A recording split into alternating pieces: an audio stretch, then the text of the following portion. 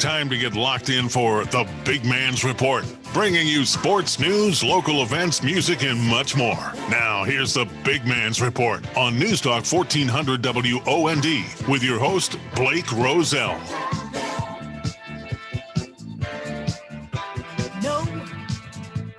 Good evening, everyone. Happy Saturday. How are you?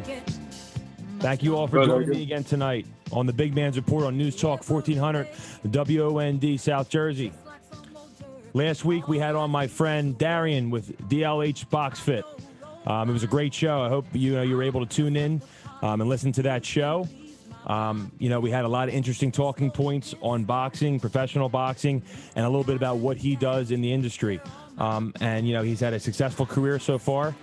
He's really plugging along. He's got a lot of people that he trains, and he's doing his thing. So we want to, really watch Darian as he continues on his road to success, and we'll definitely have him back on the program in the weeks to come. Well, tonight we have a great show for you in store. All you hockey fans out there, I hope you guys are all tuned in. We have a great guest on tonight, a gentleman named Dennis Seidenberg, who has played professional hockey for a numerous amount of teams. He joins me tonight on Zoom, and he's going to be with us for the hour, and he's going to tell us his story, how he grew up and how he got into hockey, and his career and all that good stuff. So I'd like to take the time to introduce my friend Dennis. He's online with us right now. Hey, Dennis, how are you? Hey, how are you doing, Blake? I'm doing good. I wanted to thank you for coming on the program tonight. I think we'll have a great hour and a lot in store. You can tell us a little bit about yourself and, how you got started in your career and a lot of the great points in your career that you would like to share with us, about all the, the ups and downs, obviously, I'm sure in athletics as, with myself and anybody who's participated in athletics always have great stories. But, you sure definitely have a lot of great things to share. And I think our audience is really, looking forward to hearing what you have to say. But again, I wanted to thank you for coming on the program tonight.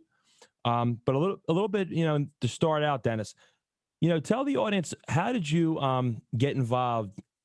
Maybe let's not say ice hockey per se right away, but were there other sports that you played when you were growing up? Tell everyone how you kind of started in your career.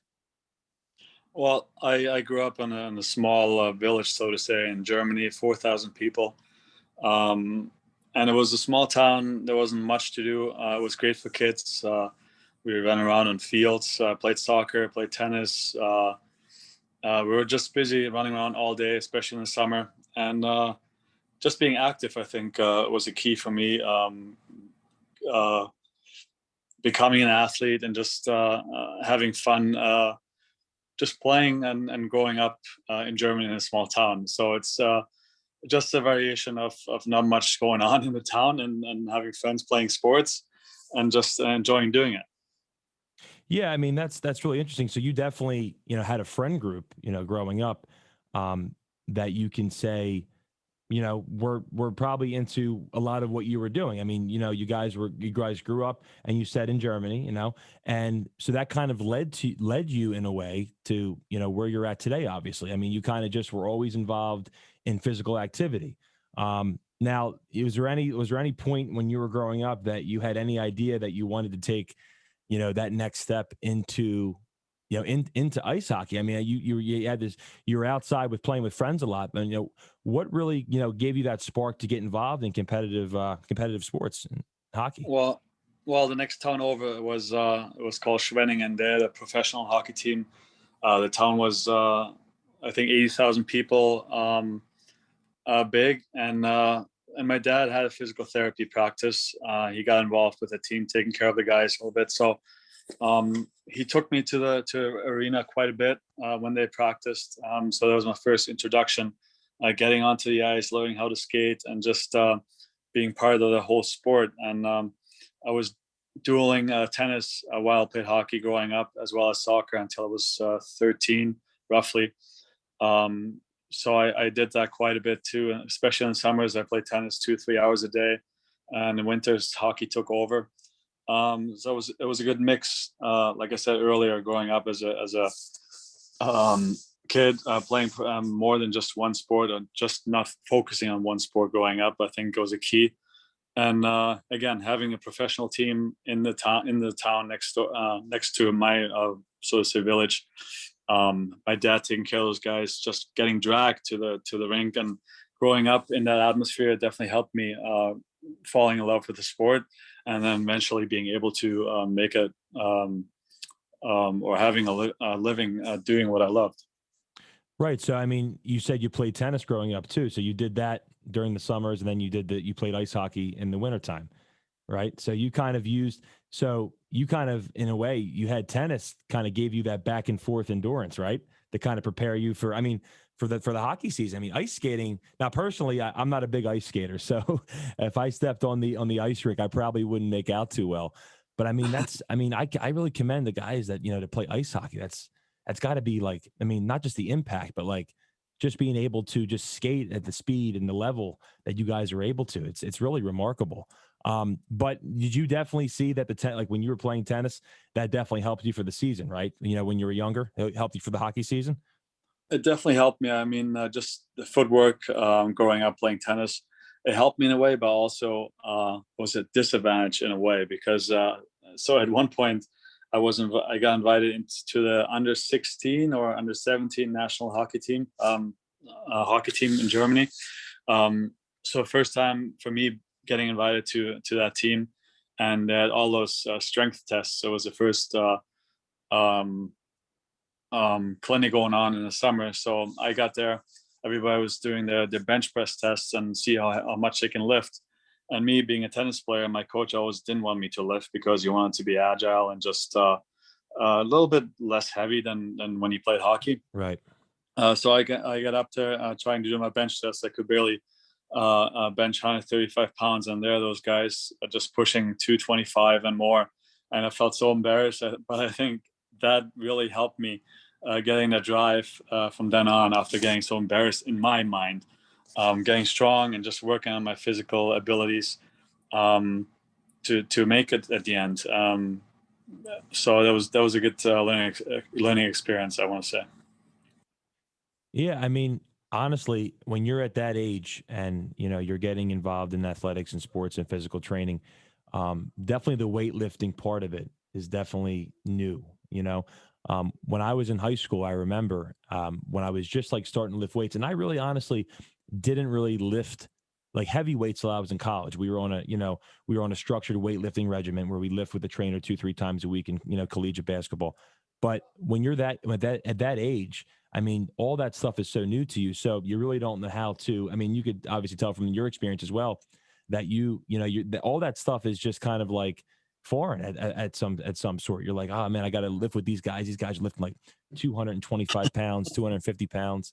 And, I'm coming in and I'm lifting like, 140 pounds because I'm not used to it. But again, it comes with the experience to, really see yourself grow, and doing all those kind of things. The more you do it and the more repetition you get better at it, right? And that definitely helps you along the way in your career as you start from a young age, and then as you get older, it definitely starts to become like second nature to you. Oh, for sure. I mean, go ahead. No, go ahead. Well, it's like with everything, repetition makes you better, makes you improve. It's the same thing with my son. He plays soccer with me, tennis with me, and he just gets so frustrated that he can't win against me. I'm like, listen, I did that my whole life. I wasn't as good growing up either, so it took me a long time to get where I am today. But when you're young, you just don't want to get it. You want to be good right away without having to put extra time in. But those are those life lessons that you learn when you go through experiences like that. Yeah, I mean, honestly, with anything, and that's such a great point, Dennis. I mean, really, it's just the repetition. I'm sure, obviously, like you said, you instill that in your kids, in their journey along the way too. It's just the more you do something, the better you're going to get. And it doesn't just apply to just sports. It applies to anything if you want to be successful. But it looks like we do have a caller in on the line. Martino from Margate City. He is on the line with us. Martino, what's up, my man? Oh, hey, can you hear me? Hey, Martino, can you hear us? Hey, what's up, Blake? How's it going? Hey, how are you, my man? You are on News Talk 1400 WOND. What's your question? Dennis, I'm a huge fan. Actually, I'm friends with Joe Giacomo, who used to train with you in the summer. How are you doing? Yeah, I was going to say, Joe told me all about you, just how you do everything you do. And I was just going to ask, at what point in your career was that kind of like set in stone? Oh, yeah. Super.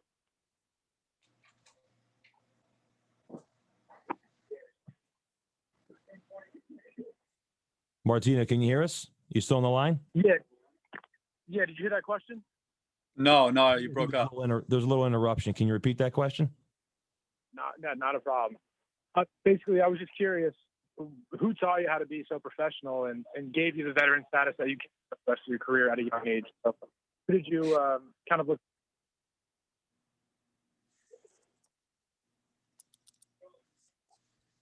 I definitely think we're losing him. Is it service James? Yeah. I mean, I got the gist, but Yeah. Maybe he was in a bad area, with the service connection. I'm gonna put it on hold, see if we can fix it up. Okay. Yeah, I think Dennis, we'll try to get him back on. But the point of what he was trying to say was, in your training, what gave you, that inspiration, like kind of when you were training back then, what kind of gave you that drive and motivation to keep pushing forward? You know what? It wasn't. I mean, my parents supported me with everything I did growing up, but it's not really that I had anybody really telling me to do this or that. It's just me. When I was little, nobody ever had to say do more. It was more like you have to do less, because for some reason, I had such a drive, just trying to get better, just working out and just improving at whatever I was into. So just like I said, growing up, I went to school, did my homework, and did sports for the rest of the time. And so that was my life growing up. I didn't really have much else, but that's what I wanted to do. And I think when you're young, growing up, having that kind of schedule, you learn how to get a work ethic and just learn how to be persistent. Now it's not always going your way, but you learn how to fight through it and get better doing it. Right. I mean, and that brings me to another point. I mean, you must agree that you think structure is really important, right? And especially with today's generation, I think a lot of the younger kids nowadays have to have some sort of structure, right? Where they go to school all day, they come home, they have a snack, they have lunch, and then they have, they do their homework, and then they probably they can participate at sports at night, or maybe they're in clubs. But the point of what I'm saying is, I think to lead to a successful path in life, I think structure is huge, right? And and you can kind of spin off that with you, like you just said, when you were growing up, you kind of had a strong sort of structure where you were going to school, and then you were coming home, and then you had ice hockey practice, and you had weight training, right? So why do you think structure is really key? In today's society, and also not just today's society, but back then too, with young athletes growing up. I mean, why do you think there should be some sort of kind of like there's got to be a go-to plan, right? Why should there be a plan? If someone's trying to be successful in a certain sport, or a certain say it's playing guitar, why is structure so important? Structure is, I think, the number one thing. Kids got to learn to have a plan, to have a schedule, and to get it done. And once it's done, it's time to play, to relax, or play video games these days. That's how I always tell my kids, you got to have a plan. You got to have every day when you wake up, you want to get better at something, whether it's getting better at school, or whether it's better at getting better at tumbling, whether it's better at playing tennis. But you always try to get a goal, or set a goal for the day. And whether it's, like you said, playing guitar, or whether it's studying for a test, you always want to get better. And the structure definitely helps getting those goals, or reaching those goals you're setting yourself, or the kids are setting themselves. And you just develop character that way, and just evolve, or again, get better at what you're trying to do. Yeah, I mean that's a great point. I just think I think some kids today kind of don't want to, not all, but don't want to follow that structure path. But I think the big picture is, I mean, if you do follow routine and you do stay in some sort of consistency, you definitely will see the results.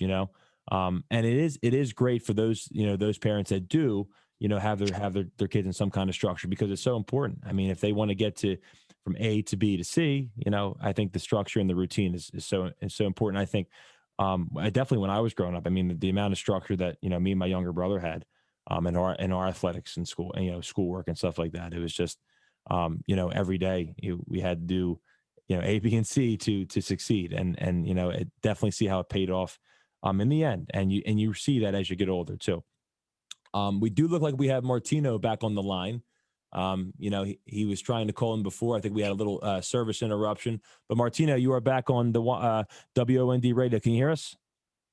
I can. Can you guys hear me? Yeah, loud and clear. Yes. Sounds a lot better. Go ahead, Awesome. Martino. What's your Yeah. question? Absolutely. So, Dennis, when I started watching hockey, you were already a veteran in the league, and you were a very established player, winning a cup with the Bruins. I was going to ask, obviously when you get in the league, you're a rookie, and then, like I said, when I saw you, you were a veteran. What piece of advice did you get from any veteran of yours that kind of turned you from a rookie to a veteran, or from a child to a pro? Well, there's definitely going to be a lot of ups and downs when you're trying to make it. You're getting sent down, you're getting benched, you're getting scratched. So the one thing I think I would tell you is just to stay positive when you're down, just to keep working, be persistent, don't give up, and again, never lose the fun, because once you lose the fun, it's going to be real tough. It's going to be tough in your mental game, and it's not going to be fun. So fun is the most important thing, and then you just got to expect ups and downs. And the key thing is not to get too high or too low. Even keel, I always think is a key. Definitely. Can you hear us, Martino? Yeah, Blake, do I have time for one more question? Oh, of course. Yeah. Go ahead. What's your other question, Martino? Absolutely. Dennis, who was your favorite guy to play with throughout your career? One of the guys you'll never forget. Well, I think with the Flyers, Peter Forsberg was definitely a guy that I will never forget. He was just such a professional. He was such a nice guy for how big of a star he was when I was just in the league for the second or third year, I want to say. And he was just very, very polite and just a great guy to be around. And so that was one guy I definitely looked up to back then and still do. And he was just such a big personality, and to have him on my team, being able to play with him and just see how he prepares day in and day out for games, for practices. And then another guy comes to my mind is Patrice Bergeron. I think there's another guy that's just such a professional, handles himself just like Peter Forsberg did back then, and still does it for such a long time. Just being dominant in the league with him and Marchand in Boston, it's impressive. It's nice to see, and being able to play in the same team with those guys, it's something I definitely look back to and say, wow, it's pretty cool. Awesome. That was awesome to pick your brain. I appreciate you answering the questions. Thanks for coming on. Absolutely. Thanks, Blake. Martino, thank you. And those for you in the audience, Martino went to my high school, and I've known him a long time, and he's actually a very, very he had a very good ice hockey career. So we were both athletes, and you definitely know the same kind of dedication and what it takes to be great. So I appreciate you calling in, my man. Thank you, Blake. Appreciate it. Nice to meet you, Dennis. Yeah, thanks for calling in. We have another caller on the line, Noah. Noah, you are on the line on the Big Man's Report, News Talk 1400. What is your question? How hard did you work to get to the NHL? Is that my daughter, Noah? Hi. Oh man, hi Noah. Those girls, they're going to the boardwalk right now, and they're listening, I guess. Hi. But I think she's seen me work out day in and day out, and just working harder than my skills, and how persistent I have been, or consistent I have been over all those years. I always tell her she does gymnastics these days, and I know your mom has been coaching her the last few years too, and she loves your mom. She has the same work ethic, and she works really hard at it, and it's nice to see. Yeah, but I think she's seen what I've been doing the last few years, that she was able to, or at least remembers of me playing. But she's doing the same thing right now, and it's really nice to see. That's really nice, and definitely you could see that, as a parent, you could see what you instilled in your children, and it's great that they're growing up and able to see, the career you had and all the hard work that you've put in, to create the path for them, and that's really great to see. Thank you for your question. No, do you have any other questions? No. Okay. Bye. All right. Thank you for calling in. Noah, have a nice night. Bye. Bye.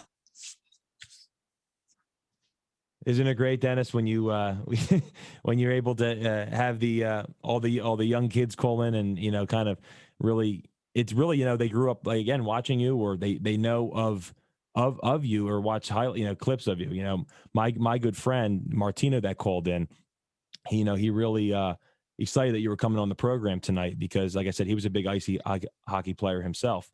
And he definitely had a couple questions that he wanted to ask you, because it's always good to get, different point of views. You whether you play just for fun or you play professionally, it's all in the same conversation, where you can kind of, see where your mind's at, and because a lot of people who couldn't reach your level to play, as far as you did, to kind of be able to kind of like really go off that and see, what your experience was. Cause it's interesting, because not everyone had the chance to say they played professional hockey. No, it is nice to see. It is nice to see when people ask you how, what you went through, to get where you were.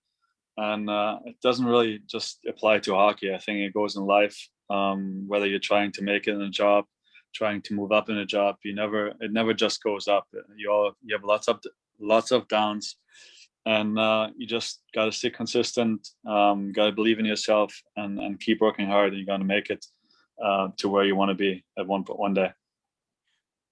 So when you were, one quick question before we go to the break, when you were that age, right? Did you have aspirations and say, I want to play professional hockey one day? Like, was that in your mind? Yeah, I mean, it was to play in the German league. I never even thought about playing in the NHL until I was 18 or 19. I was totally content making it to the German professional league until I played my first World Championships, when I suddenly heard the scouts were looking at me. That's the first time I actually thought about maybe even getting a sniff, coming over here and trying to play hockey in North America. But before that, I was totally content with playing professional hockey in Germany. That's really cool. Well, we are going to head to a break. When we get back, we'll talk with Dennis more about his professional career in the NHL. And stick it right here. We'll be right back on News Talk 1400 WOND. I am your host, Blake Roselle, the Big Man's Report.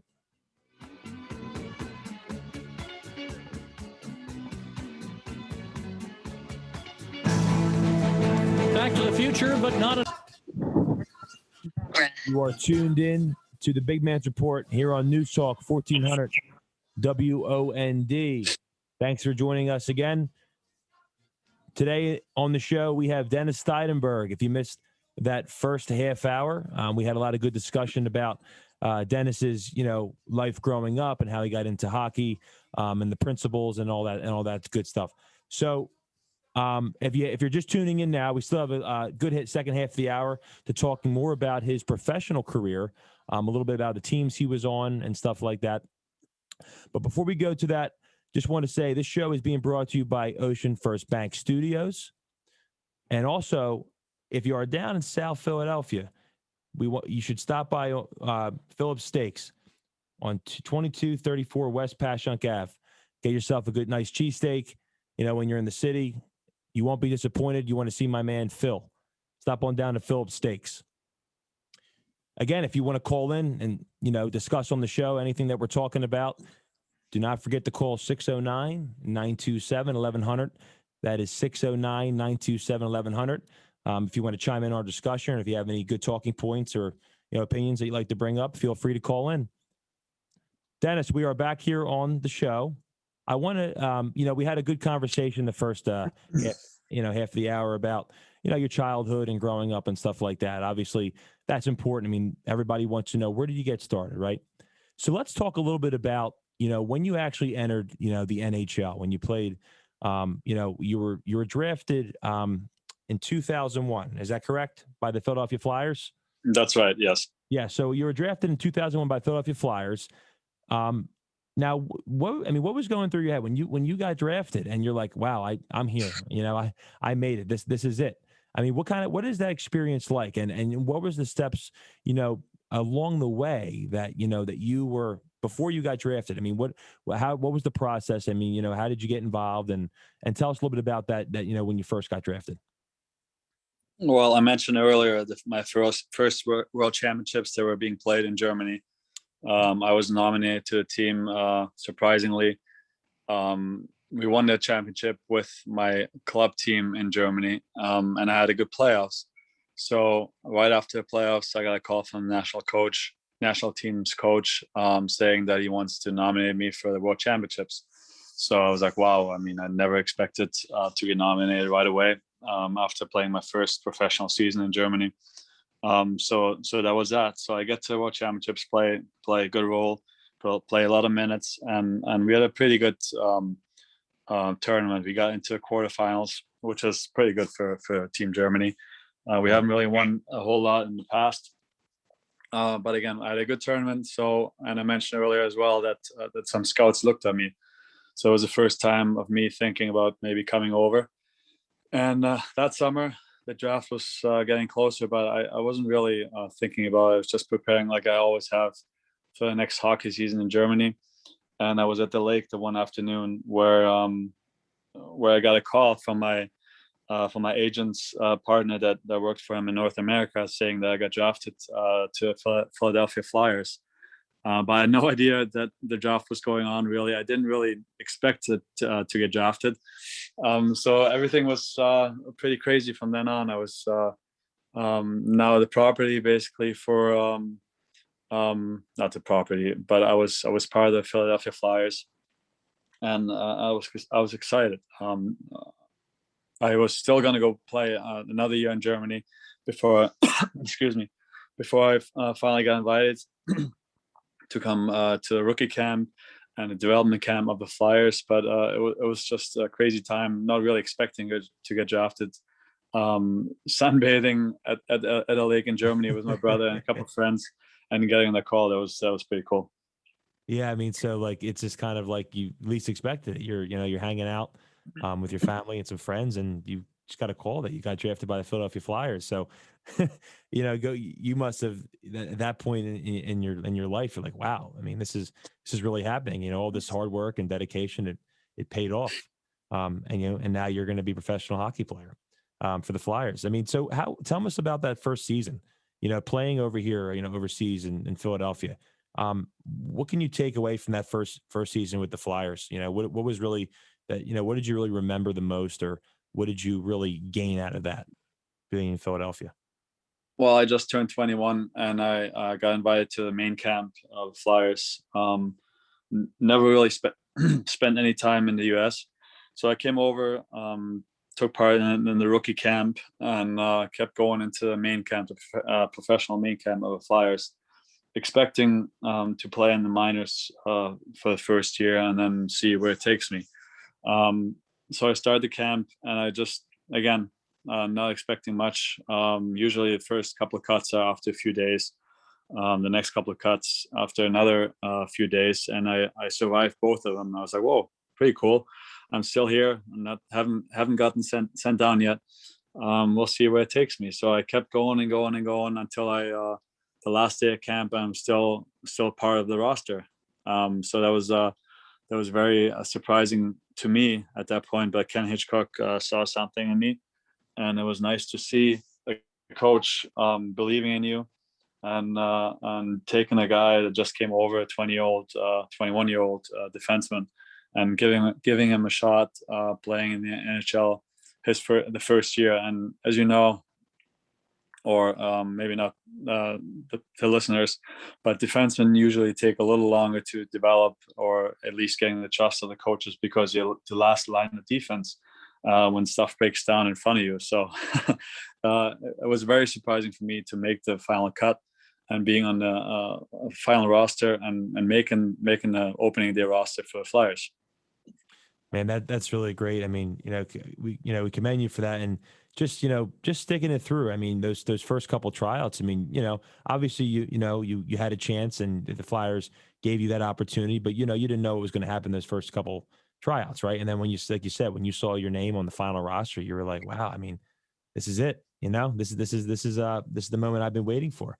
But that's really awesome, Dennis. I mean, that's such a great story, especially to our listeners to hear. That obviously anything in life can be possible. I mean, it just takes the hard work and dedication, and you just, you can't give up. Now, when you were with the Flyers that first year, what were the practices like? Like, what is a day in the life of an NHL practice? I mean, what are some of the drills, and what is some of the stuff you have to do on and off the ice? I mean, what is a lot of, walk us through that. Well, when you come in as a rookie, you have to do a little extra, and you're young, you're fresher, you have more energy than the guys that have been in the league for a little longer. So usually get up around 7, 8. Practices are usually around 10, 10:30, 11, depending on the coach, depending on the schedule, if you played the night before. So there's a lot of variance coming into practice day. But again, usually around 10:30, you either get a lift in before or after, depending on the strength coach, what they like to do. The practices are for like 45 minutes to an hour and 15. You either work or get prepared for the next team you're going to play against, or you work on things that you haven't done well in the past few games. So every day kind of changes. You mix in some video sessions about the previous games. You mix in some video sessions about future games, your future opponents. So there's a whole lot of things that have to get planned day in and day out by the coaching staff. And you as a player, you go along, you look at the schedule the day before and get mentally prepared and physically to do whatever gets thrown at you. And over a course of 82 games, it can be draining, especially for a young guy coming over and not being used to, or not having played 82 games, because in Europe the seasons are a lot shorter. They play between 50 and 60. So it's definitely draining, and as you get older, you get that consistency down, and you get better at that wear and tear the whole season takes on you. But again, the first season was definitely a challenge. I got sent down at the first trading deadline. They wanted a veteran D-man back then. They acquired Dmitry Yuskevich for the playoffs. And when that happened, I thought the world's going under. My life is over, because I got the first taste of the NHL when I didn't expect it. And then having that message to go down and play games in the minors definitely crushed me for a few hours. But again, right. You can never give up. You have to believe in yourself and keep working hard. Right. Exactly. I mean, yeah, exactly. You're right. You can't get discouraged. You just got to keep moving forward. So when that did happen, I mean, what was the one thing that you, for our listeners, our audience, what was the one thing that was getting you through that situation? Like when you thought you were at your low point, right?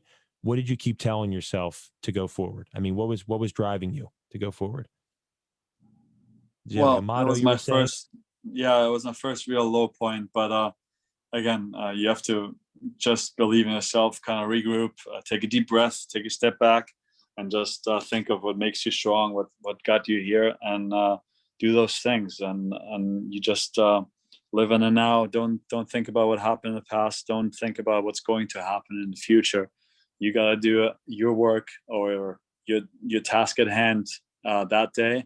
And once that's accomplished, you move forward. But again, you got to stay in the now and don't worry about what's going to happen or what happened in the past. Right. I mean, that's exactly. I mean, you got to move forward in anything that you do. Right. You can't let that hold you back. I mean, especially to be successful, you're going to have points in your career, points in your life where you may not feel the best, or you may say this, you know what, I'm done. I don't want to do this anymore. This is taking a toll on me. But if you could take that route, but you may not end up where you want to end up. So the best thing to do, and the best piece of advice that you just gave, is, again, just keep plugging away, keep going forward. And that's such a awesome point. So when you played for the Boston Bruins, you won a Stanley Cup in 2011, correct? That's right. Yes.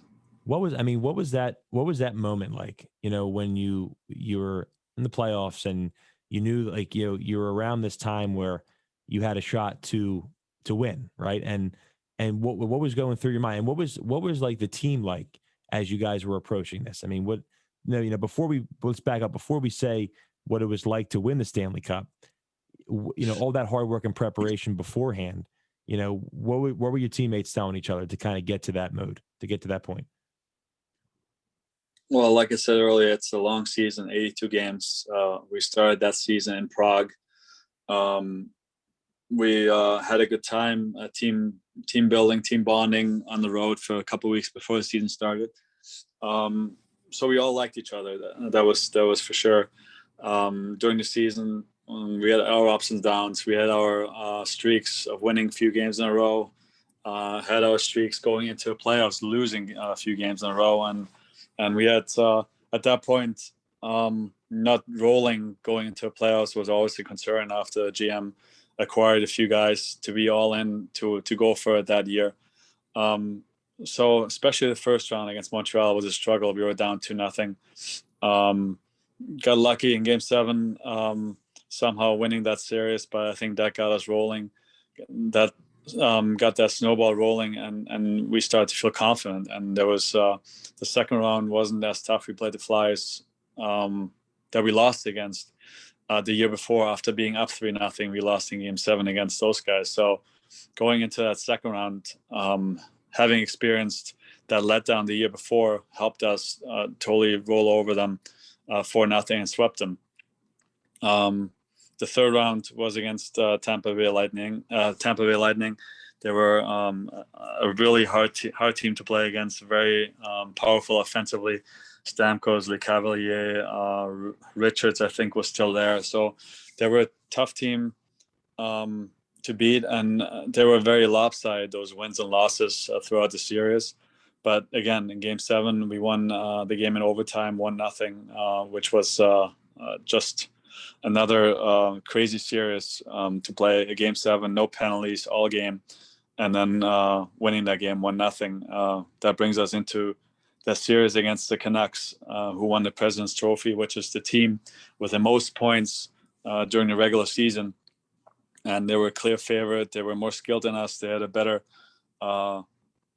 lineup looking at the names, but there were numerous things that happened throughout the series that just got us going, or got us involved emotionally, and just made us, so to say, hate those guys. And we just played better as a team. We just stuck together better. We were the tougher team, and again, Game 7 on the road after being down 2-0 again. And after the first couple of games, we won that game. And that moment after we won, it was just kind of an empty feeling, because for 2 months you play hockey every day, every second day. You eat, sleep, play hockey, eat, sleep, play hockey, and you're just so programmed at that point. That was just, you were wondering when the next game was going to happen.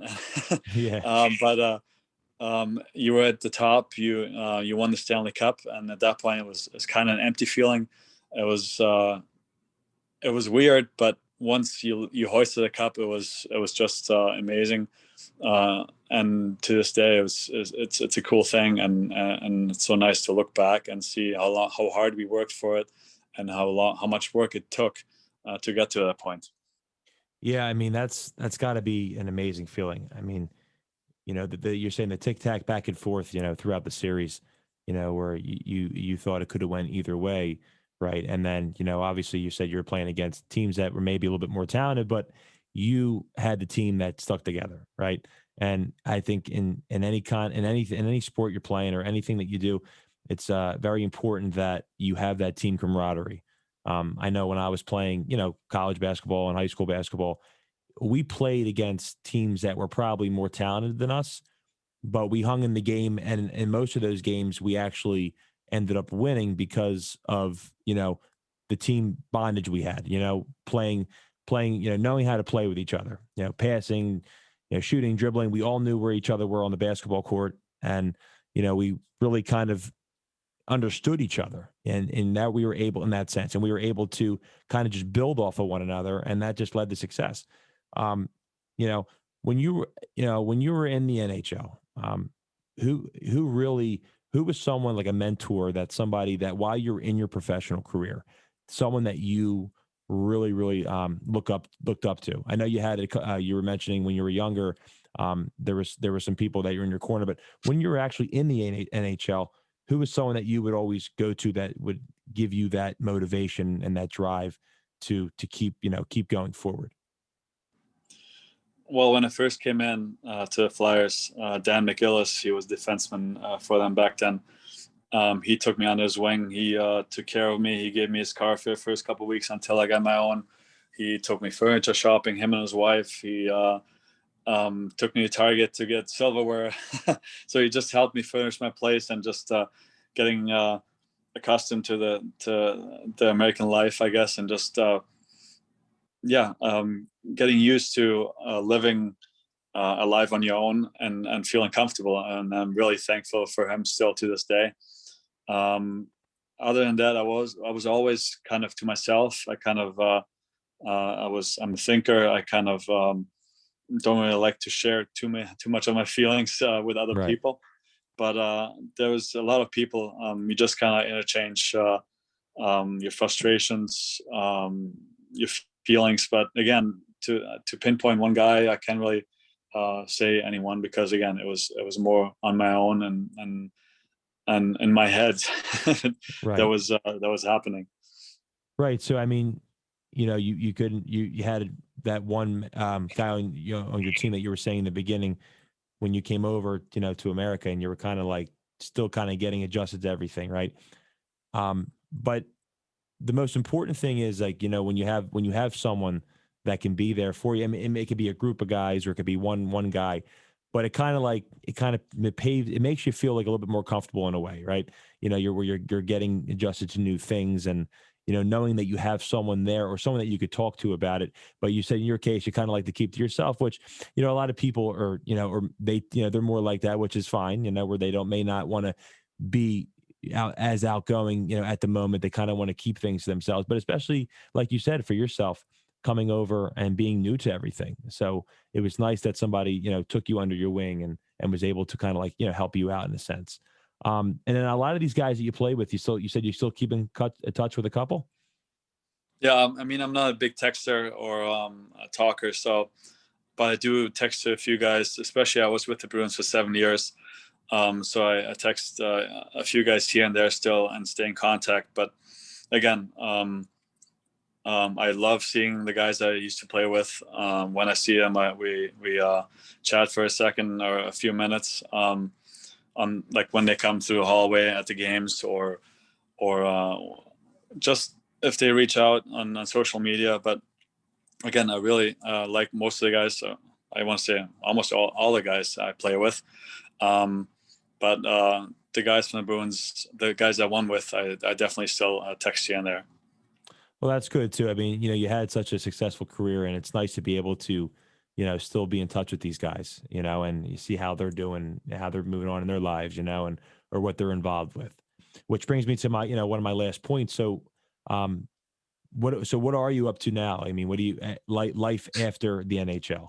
I know you got a family, obviously, and you're really involved with your kids and stuff. So what is the main thing that's that you're doing now, or what's driving you now these days? Well, I'm still involved with the Islanders. I have a small role with them. I skate the injured guys before they get back into practice with the team.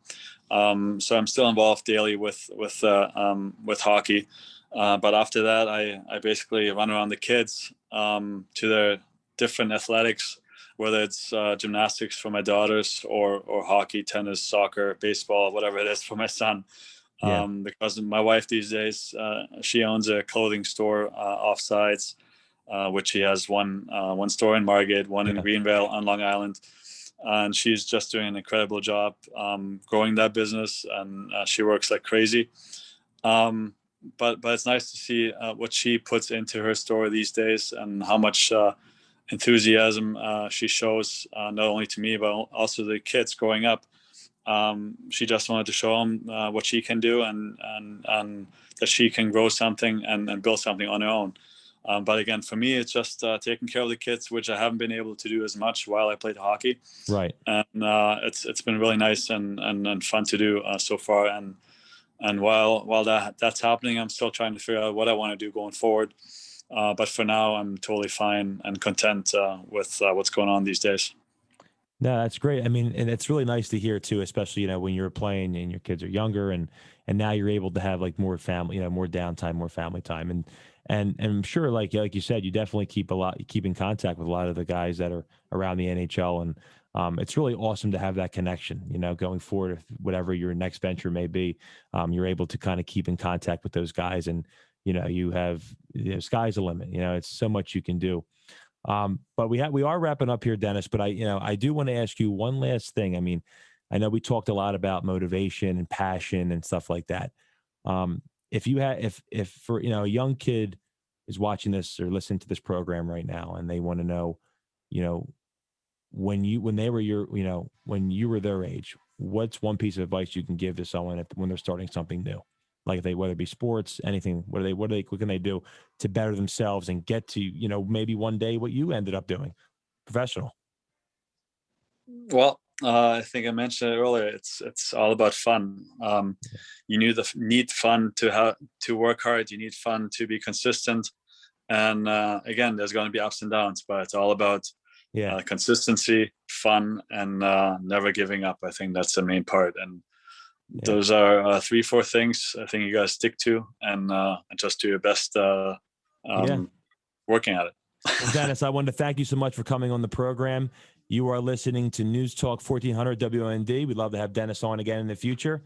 But I thank you so much, Dennis, for coming on, and look forward to talking to you soon. Thank you, Blake.